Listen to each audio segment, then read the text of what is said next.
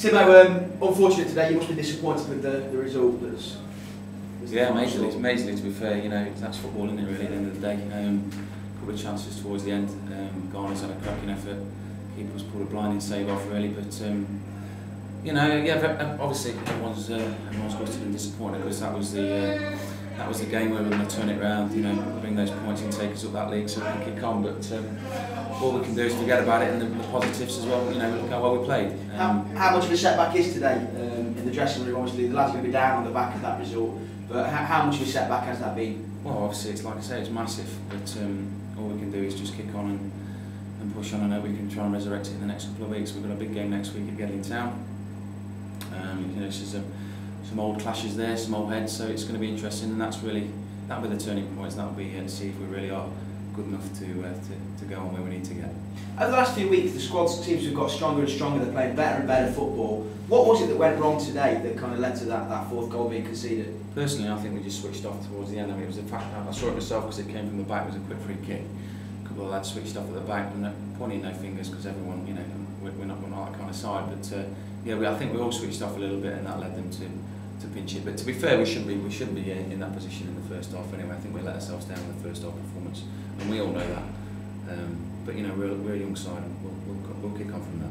Thanks very much, mate. All right, mate. Cheers. Jamie, thanks for joining us. We just spoke to Timo. He's disappointed with today's result. You must be as well. Yeah, I am. I mean, we'd set a couple of targets over for the next 3 or 4 weeks. This was the first one today. I think we lost the game in the first 45 minutes. It showed that we'd not played for 2 weeks. Limited training at the moment. We're only training 1 night a week. So, you know, we've only seen the lads twice in 14 days. And I think it really showed in the first half that we've not been together as a unit. We look rusty. Second half performance, you know, it's always going to be hard when you can see 3 goals.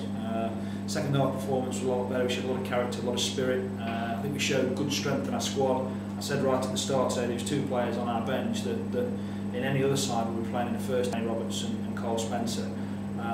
We've got Mike Leslie, Ricky Benwell there as well. We've got real strength on the bench, and it was difficult to get, all those boys in. As I say, what I thought when Danny came on today, he was superb, and he has been superb all season. And as I say, he made way. I thought positives for me was Lee Stevenson. I thought Steve-O did fantastically well. He's had a tough time of it at the start of this year, but he's one of those boys, showed a great deal of loyalty to the club, and he's had that repaid today by getting that 90 minutes under his belt, and I thought he was superb, as I say. But it's just disappointing, you know, but we have to kick on Heanor Town next week with a lot of hard work. The metaphor I've just used with the boys, you know, we keep scrambling to the top of the hill, and we can just keep seeing over it, and then it's another little setback. But you know, hopefully, you know, in the next few weeks, you know, we'll get there and we'll get over that hill and start breaking away. You said there's a great depth of squad at Heanor, which is a real strength for the club. Is the squad ever strong enough, or are you always looking to kind of bring? You're always looking to bring players in. We've been out this week. There's a couple of positions that I think we need to strengthen. We're looking to add maybe another midfield player. I think another centre forward. We know, you know, superb today, but he admitted himself that there's weeks where, you know, he might be able to do 60 minutes and he's going to need that rest. So I think we need to strengthen with another centre forward. I think that we've got players coming back. Dean Randall trained again the other night. We've had a setback this week with Richard Groves. The knee injury that he's sustained sort of back end of last year has sort of come back again, and so we've got to deal with that next week. See where we go. But I think we're always looking to. We've made an approach for one player that hopefully will be with the club next week. As I say, it's all about strengthening and kicking on and keeping all the players on their toes. At this level, there's always kind of players moving from club to club. There's been talk this week of a departure from the town ground. What have we got to say about that? Yeah, we had an approach, 7-day approach from Gedlin Miners for Aidy Hawes.